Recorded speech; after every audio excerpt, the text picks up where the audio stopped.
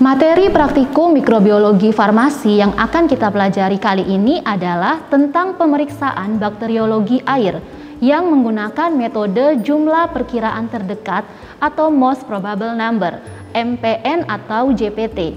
Metode ini terdiri dari 3 tahapan.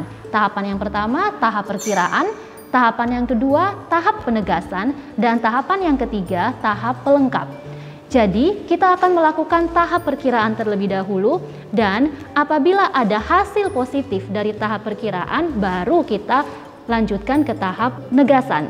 Selanjutnya, jika ada hasil positif dari tahap penegasan, maka akan diteruskan ke tahap pelengkap. Untuk praktikum, kita hanya akan menggunakan 2 tahapan, yaitu tahap perkiraan dan tahap penegasan.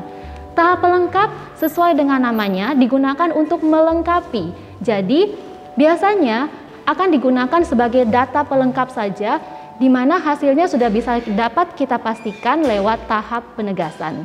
Kita akan ikuti bersama bagaimana prosedur dari kedua tahap perkiraan dan tahap penegasan. Proses pengerjaan di lab mikrobiologi diawali dengan teknik aseptik, yaitu membersihkan area kerja dengan cara dilakukan penyemprotan menyeluruh dengan alkohol kepada seluruh permukaan meja. Kemudian dilakukan pengelapan searah. Jadi dengan tisunya diangkat, kemudian dilakukan lap searah, dibersihkan seluruh permukaan meja kerjanya. Pemeriksaan bakteriologi air dengan metode JPT atau MPN, jumlah perkiraan terdekat, kita gunakan sampel adalah air kran. Kemudian untuk tahap perkiraan, kita siapkan 3 tabung reaksi berisi 5 ml lactose broth 3 kali kuat. Kekuatan medianya 3 kali. Nah, ini adalah tabung reaksi yang berisi lactose broth 3 kali kuat dan kita beri kode 10. Selanjutnya kita siapkan juga 3 tabung reaksi lainnya yang berisi lactose broth konsentrasi normal, masing-masing berisi 10 ml lactose broth. Kita beri kode 1. Selanjutnya 10 ml lagi lactose broth yang kita beri kode 0,1. Kode-kode ini dimaksudkan nantinya ke dalam masing-masing tabung akan diberikan sampel sebanyak 10 ml, 1 ml, dan 0,1 ml. Kita lakukan pengambilan sampel. Pengambilan sampel dilakukan pertama kali menggunakan 10 ml sampel. Kita ambil menggunakan mikrotip yang sudah steril dengan teknik aseptik.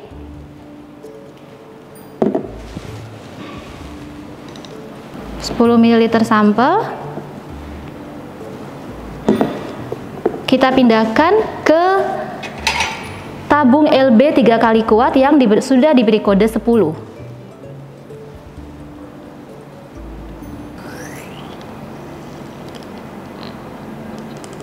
Lalu kita homogenkan. Lakukan hal yang sama untuk kedua tabung lainnya. Selanjutnya kita pindahkan juga sampel berikutnya, yaitu sebanyak 1 ml ke tabung yang sudah kita beri kode 1. 1 ml kita ambil dengan mikropipet 1000 mikroliter.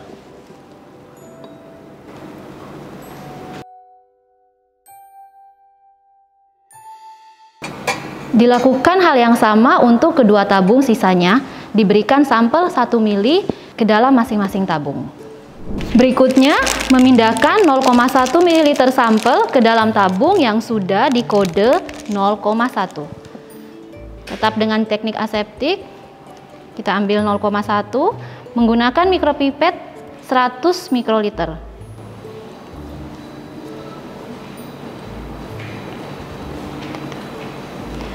Lalu dihomogenkan dan kita lakukan hal yang sama kepada kedua tabung lainnya.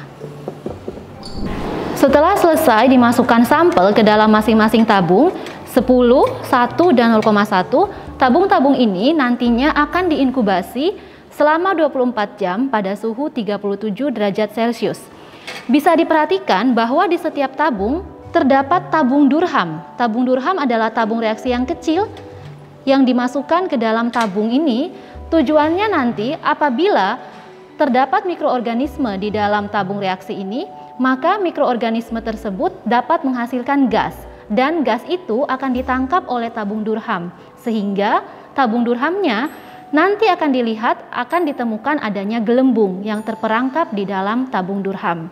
Jadi, setelah inkubasi, kita akan melihat kekeruhan yang terjadi pada media dan ada tidaknya gelembung di dalam tabung Durham.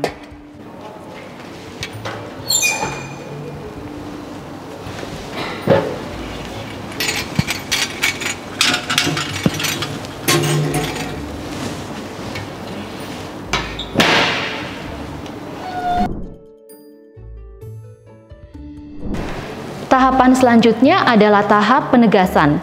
Tahap penegasan adalah tahap lanjutan dari tahap perkiraan. Jadi, apabila kita telah mendapatkan hasil dari tahap perkiraan, baru kita akan lanjutkan ke tahap penegasan. Hasil dari tahap perkiraan sudah dikerjakan dan menghasilkan hasil seperti ini.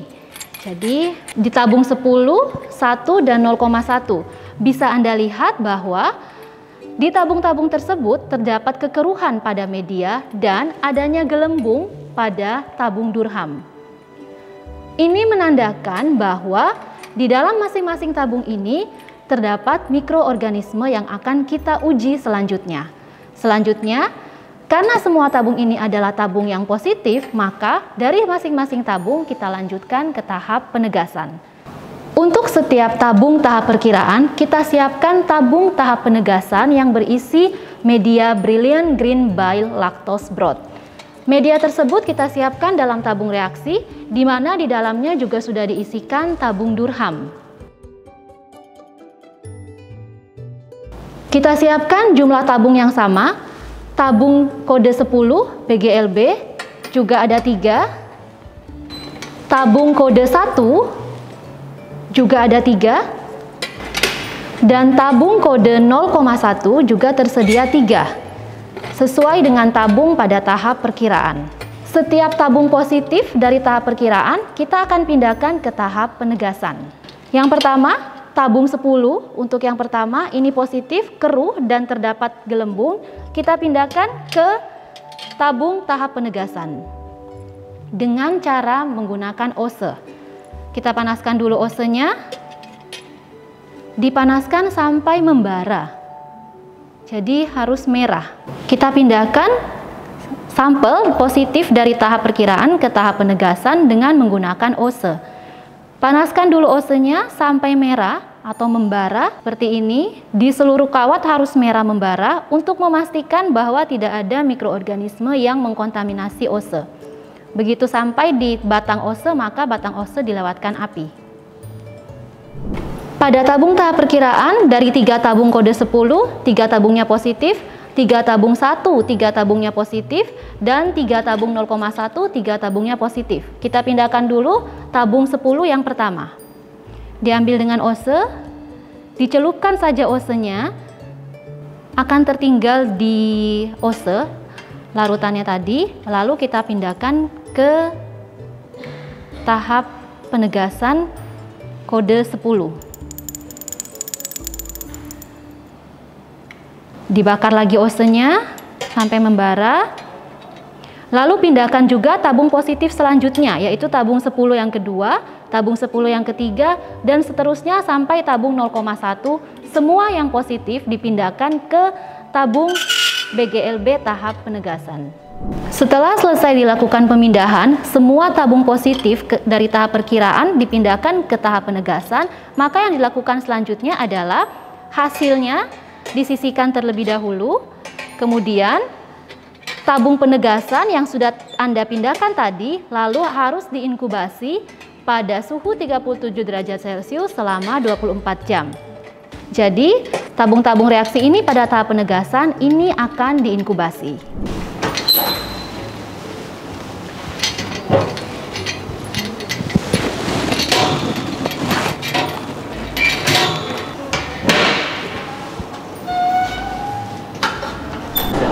Oke, setelah selesai praktikum, maka yang harus dilakukan adalah desinfeksi kembali area kerja Anda. Jadi, diawali dengan matikan lampu spiritusnya dan pindahkan dulu alat dan bahan yang tidak lagi diperlukan. Atau Anda bisa sisihkan. Lalu area yang lain Anda semprotkan dulu dengan alkohol. Disemprot merata. Oke, kita bagi dua karena di sebelah sana masih ada alat bahannya. Lap searah.